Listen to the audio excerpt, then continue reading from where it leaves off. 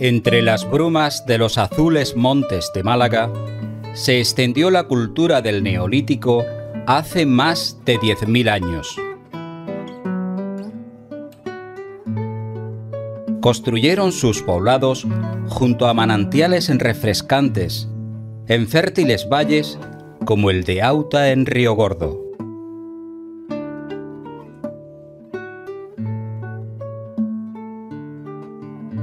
El hallazgo de huesos de aceitunas y de molinos de piedra en numerosos asentamientos de la provincia constatan de manera fehaciente la actividad recolectora y el consumo de olivas durante el periodo calcolítico.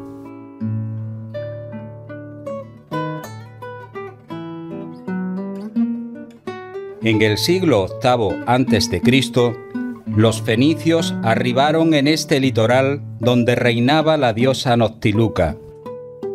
Ellos fueron los inductores del cultivo del olivar en estas tierras con visos de exportación de aceite. Fundaron las ciudades de Mainaque y de Toscanos y se adentraron en las riberas de los ríos para comerciar en el interior de este reino de Tartesios, donde lidiaron con los griegos de Focea.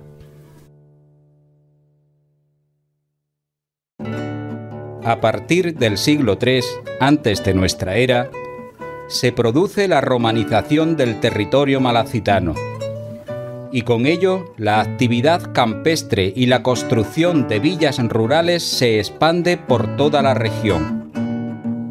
Solo en el término de Río Gordo se han localizado 6 de estas unidades de explotación agrícola, sin contar con la ciudad romana que ocupa toda la loma de la Quinta del Marqués.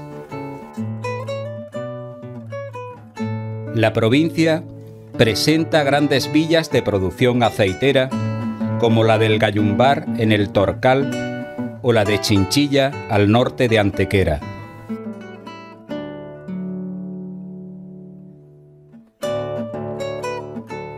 Las almazaras tipo mola o olearia moteaban estos solares y de la calidad excelente de sus aceites escribió Estrabón en tiempos de Augusto.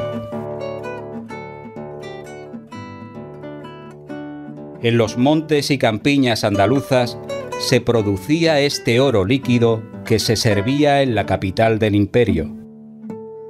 Tanto es así que el 84% del que entraba en el puerto de Ostia procedía de la Bética. El transporte del aceite hasta el puerto de Málaga se hacía con dificultad, en odres a lomos de la caballería, atravesando los abruptos montes de Málaga o discurriendo por los lechos de los ríos para llegar a la playa donde se trasvasaba de los pellejos de cabra a las ánforas que llenaban las bodegas de los barcos con destino a Roma. Estos envases de barro se sellaban con el tituli picti que indicaba el lugar de procedencia y el nombre del aceitero.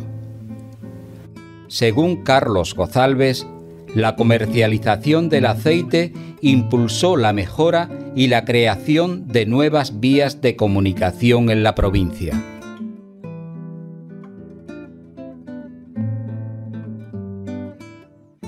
Durante la época islámica, Málaga fue considerada la perla de Al-Ándalus por el poeta Ibn al-Hatiz, quien la llamaba la impar, y su campo el paraíso, abierto vaso de perfume, cerco de luna. Semejantes atributos despertaron los anhelos del ejército cristiano por conquistarla, lo que sucedió el año de 1487. A continuación, se repartieron sus casas y tierras entre los adelantados de Castilla. En los libros del repartimiento podemos apreciar los numerosos alfarjes que había en su campo y alquerías. Sirva de ejemplo Monda, Casarabonela, Mijas o Almojía. En Vezmiliana había un molino de aceite que quedó de los moros y que estaba junto a su fortaleza, el cual se dio a Fernando de Nuncibay, a quien también se le concede otro sitio de molino junto al río Fúscar en Río Gordo.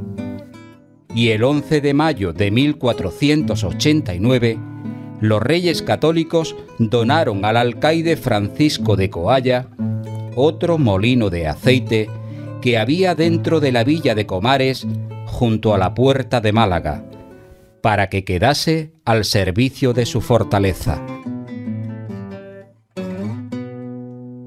Estaba aún Mohamed Al-Ghasid, conocido como el bachiller serrano, atareado en el repartimiento de Málaga, cuando por estas tierras pasó el viajero Jerónimo Munner, el cual dijo de Vélez Málaga que era una ciudad grande y buena a la orilla del mar, afirmando que su campo es muy fértil en aceite. Esta aseveración viene a la colación del pregón que por orden de don Gonzalo del Castillo, alcaide de Gibralfaro, se promulgó el día 8 de octubre de 1490, con objeto de que nadie fuese osado de coger aceituna, con mano ni vareada en todo el término de la asarquía, salvo los que por donación lo tenían concedido en el repartimiento.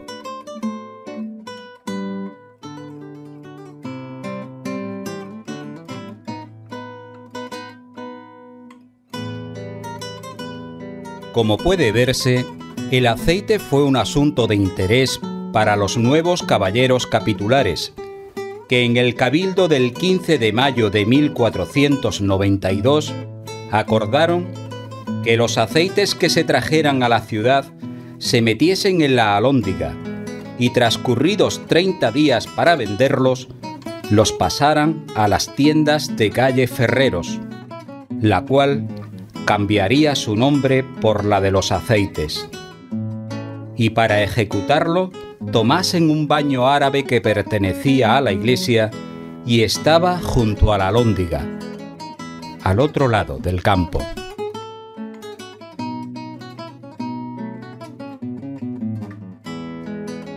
Dicen del aceite que por donde pasa, mancha.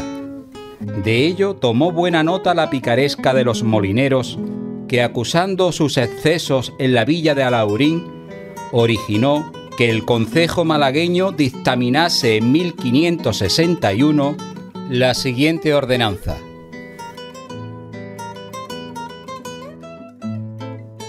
Se ha de maquilar de 8 arrobas una, 7 para el dueño de la aceituna y 1 para el dueño del molino. Que tengan los molineros una espuerta de media fanega para ayuntar la aceituna. Que la moledura se agüe y sobreagüe y esté cargada hasta que no salga aceite. Que el peso de la viga estando colgada no llegue al suelo, y si llegase, tenga pena de 1000 maravedíes. Que el moledar de la aceituna muela bien y no deje aceitunas enteras ni huesos en el orujo.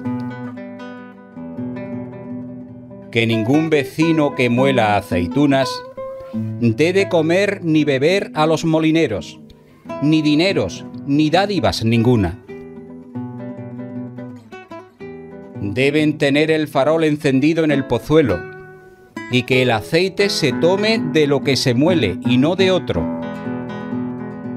Que los candiles con los que se alumbra el molino estén en buen lugar donde no se derramen. Que los molineros y señores de molinos tengan obligación de hacer estancos para el alpechín. Que ningún molinero consienta se muelan aceitunas de ninguna persona que no tenga olivar, sin que lo sepa la justicia. Que ningún molinero consienta en su molino ningún hombre allegado ni mostrenco, ni le den de comer ni beber, so pena desuso contenido. Que el maestro moledor no pueda vender aceite de los vecinos, ni darlo, ni tomar dineros de ellos. Que ningún molinero saque aceite en escudilla, jarro u otra vasija, y que no pueda dar tostón ni otra cosa a ninguna persona. Que ningún molinero dé aceite, ni lo mida de noche, sino de día, y que ningún vecino meta ni saque aceitunas si no fuere de día.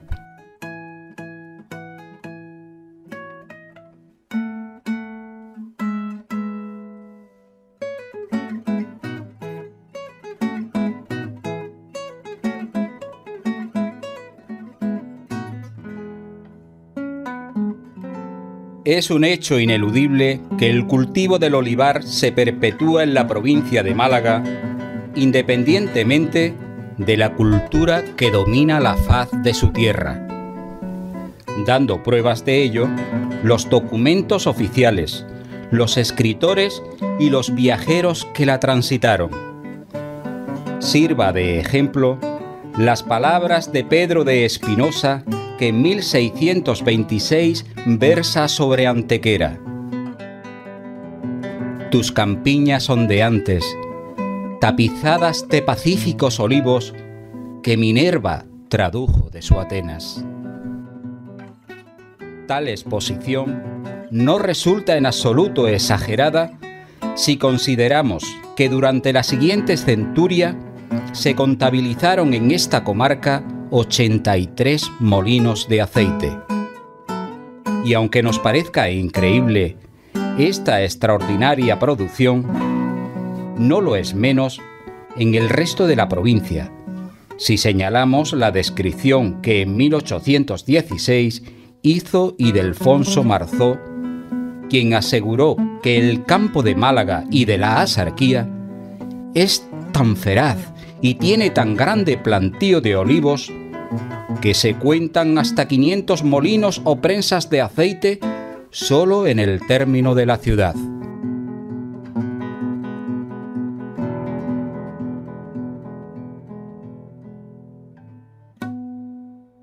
Durante el siglo XIX, Málaga se convirtió en la segunda ciudad comercial de España, siendo el aceite, junto con el vino y las pasas, el producto más demandado de sus exportaciones. Entre las firmas más destacadas de la época se encuentran Aceitera Malagueña, Larios, Aceites Moro, Guillermo Rein, Minerva y la Sociedad Cooperativa Antequerana. No obstante, es justo que se diga que estas empresas, más que producir, mercadeaban con el aceite de los pueblos andaluces, los cuales quedaban en el anonimato, salvo excepciones, como es el caso de los aceites de Río Gordo, que se publicitaban en 1903, vendiéndose más caros que los superiores de Lucena. Estas marcas malagueñas estuvieron presentes en las más exquisitas mesas de Europa y de América, abriendo los mercados internacionales a las excelencias de nuestros campos que alcanzaron fama y renombre.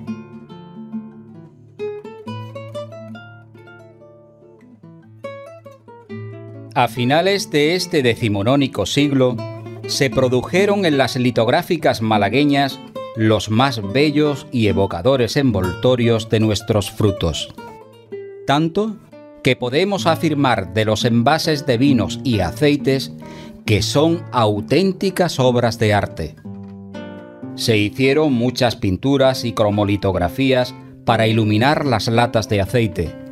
Sin embargo, apenas queda constancia de estas ilustraciones, salvo una interesante muestra de dibujos, acuarelas, grabados y litografías que se conservan en el Museo Etnográfico de Río Gordo. Este museo está ubicado en un antiguo molino que aún conserva elementos para la extracción de aceite similares a los usados en la antigüedad. Desconocemos la fecha de construcción de este alfarje, aunque sabemos que su bodega tenía 6 tinajas a finales del siglo XVII y que perteneció en 1750 a los hermanos Miguel y Rosa Ramos. Un lustro después, heredó la finca Isabel Muñoz, quien la dio en arrendamiento al cura del pueblo, Francisco Laso de la Vega, en precio de 700 reales anuales. La explotación de la almazara estuvo casi siempre en régimen de alquiler, y fue el alcalde de Riogordo, Diego Molina Moreno, su último arrendatario. En 1997, Enrique Godínez y Josefa, su mujer, compraron la finca a los herederos de Rafael Guerrero y restauraron el viejo molino para convertirlo en un museo que en la actualidad gestiona el Ayuntamiento de Riogordo. La singularidad de este centro de interpretación radica en mostrar la trilogía mediterránea del pan, el vino y el aceite a través de espacios originales, donde el visitante podrá vivenciar los usos y costumbres de un pasado que representa nuestra memoria histórica y nuestra cultura.